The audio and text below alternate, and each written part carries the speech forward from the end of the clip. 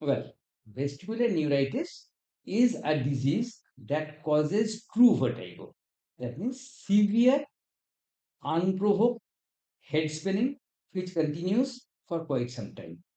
That is vestibular neuritis. Patient will usually have some amount of nausea, vomiting, may also feel like defecating, but the vertigo induced by vestibular neuritis is usually very severe. It is basically the name of the disease. Vestibular neuritis indicates that it is a inflammation. Neuritis means inflammation of a nerve. Vestibular neuritis means inflammation of the balancing nerve. Vestibular nerve is the nerve for balance. So the term vestibular neuritis means it's an inflammation of the nerve of balancing.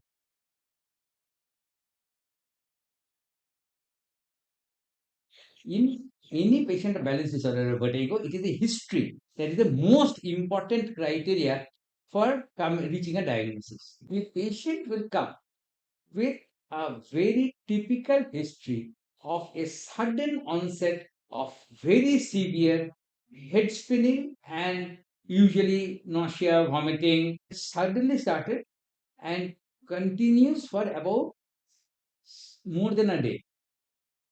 It should continue ideally between anything from 1 day to 3 days.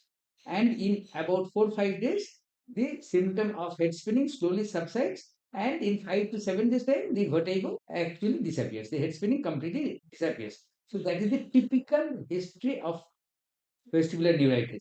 Now, if you ask leading questions like, did you have any ear symptoms with it? Did you have any headaches with it? Did you have any weakness of any limb with it? Did you have any hoarseness of voice or slurring of speech with it? The patient will always say no. So, in vestibular neuritis, the head spinning is there alone, nothing else is there. There is no ear symptoms, no neurological symptoms, but sudden onset of severe vertigo. So, that is the typical picture of vestibular neuritis. Now, one condition which has to be very well seen by the physician who is treating the patient in a case of suspected vestibular neuritis is whether the patient is very, very grossly unstable and is unable to stand on his feet together.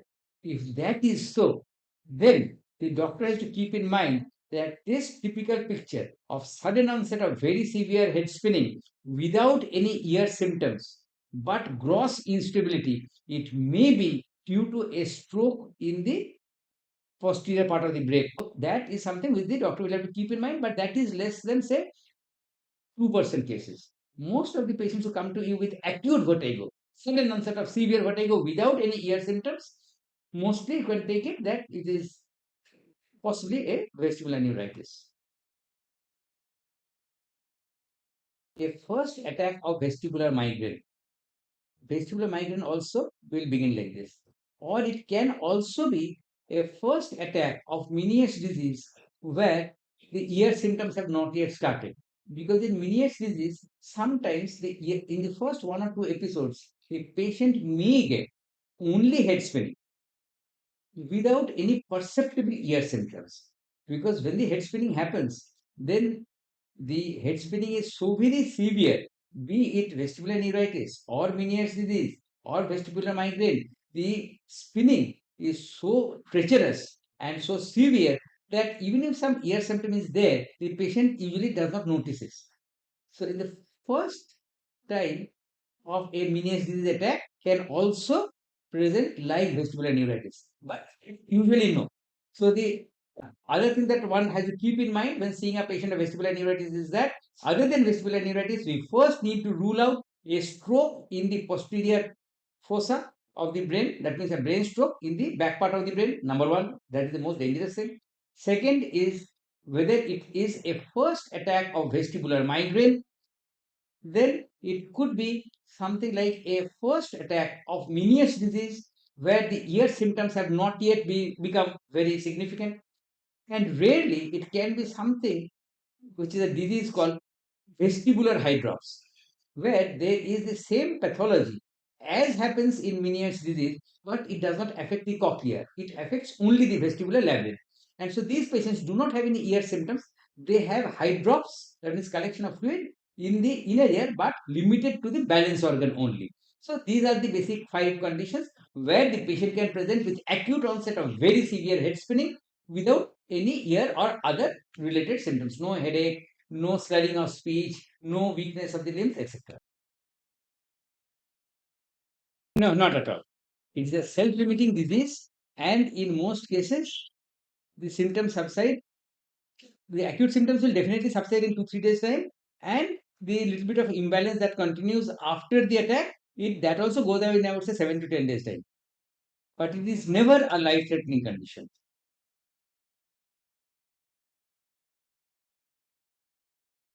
Yes, even if it is not treated, it should subside by itself because the disease happens due to an inflammation of the balancing nerve, and that inflammation is usually a viral inflammation. So the virus dies by itself within a few days' time, and the inflammation also subsides by itself. Usually, there is no permanent damage in most cases. But if there is any permanent damage, then some residual symptoms stay. But otherwise, for all practical purposes, vestibular neuritis is a self-limiting disease. Usually, no investigations are required. A proper history taking and clinical tests suffices in most cases. Investigations are not required. But if investigations are to be done, we usually need to do a video nystagmography test, which will be able to record the spontaneous nystagmus perfectly. So that is good enough. And the caloric test portion of VNG is usually avoided in these patients because the patient is already having acute vertigo. And so we do not want to increase the patient's vertigo. And so the caloric portion is not done. We can also do a video head impulse test, which helps in diagnosing which part of the vestibular labyrinth has been damaged, rather, which particular semicircular canals have been involved in the vestibular neuritis, because vestibular neuritis usually affects the superior vestibular nerve. If that is so, then the anterior semicircular canal and the lateral semicircular canal will be affected, and the OFM findings will be abnormal. If the vestibular neuritis involves the inferior vestibular nerve, then the posterior semicircular canal, and so the VHIT of the posterior semicircular canal will be abnormal, and the CVEMP will be abnormal. So that is why the tests can be done basically to help us detect which particular portion of the vestibular nerve has been affected. Whether the superior vestibular nerve or the inferior vestibular nerve or the trunk of the vestibular nerve, which portion has been affected. The best treatment for vestibular neuritis is to prescribe steroids in the requisite dose. Since this is an inflammation of the vestibular nerve, and a strong anti-inflammatory medicine like steroids usually suffices. Nothing more is required.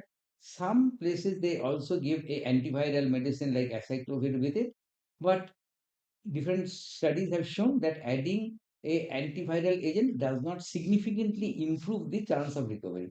Just the steroids for about 7 days is more than enough. Of course, it has to be slowly tailed off, but 7 days of steroid therapy is enough.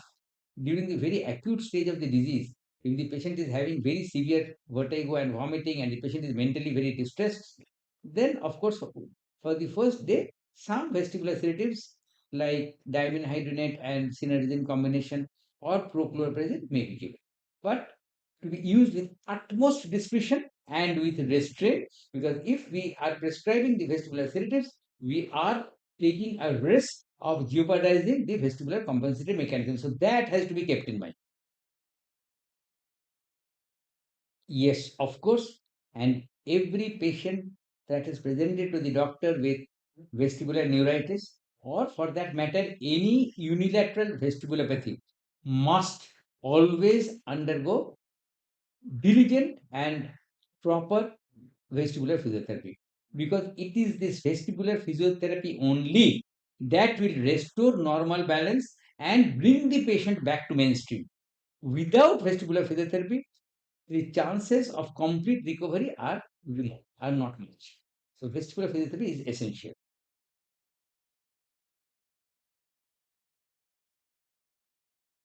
If the patient has been treated at the right time with steroids, followed by extensive and diligent regular vestibular physiotherapy for about 4 to 6 weeks, then recovery is usually 100% complete. There is no residual disease that stays. Patient is completely cured. So, and you asked also about chances of recurrence, very remote, say not more than 2%. So, if you have vestibular neuritis, it usually does not recur. If it recurs, then we think about, if the same symptomatology recurs, we think that this is possibly a vestibular migraine and not a vestibular neuritis. Vestibular neuritis usually does not recur.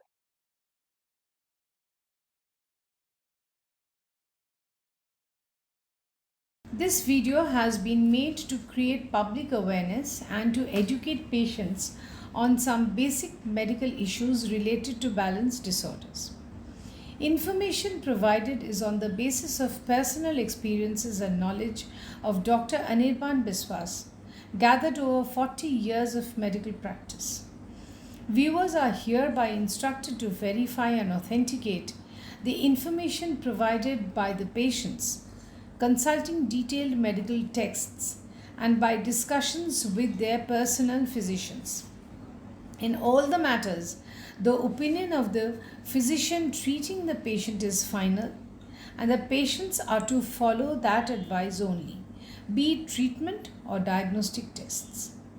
There is no intention to hurt or modify the business prospects of any organization, be it a pharmaceutical company or a medical institution or a medical instrument manufacturer. The purpose of this endeavor is to promote ethical and scientific medical practice and to allow patients make an informed decision congenial to their best interests.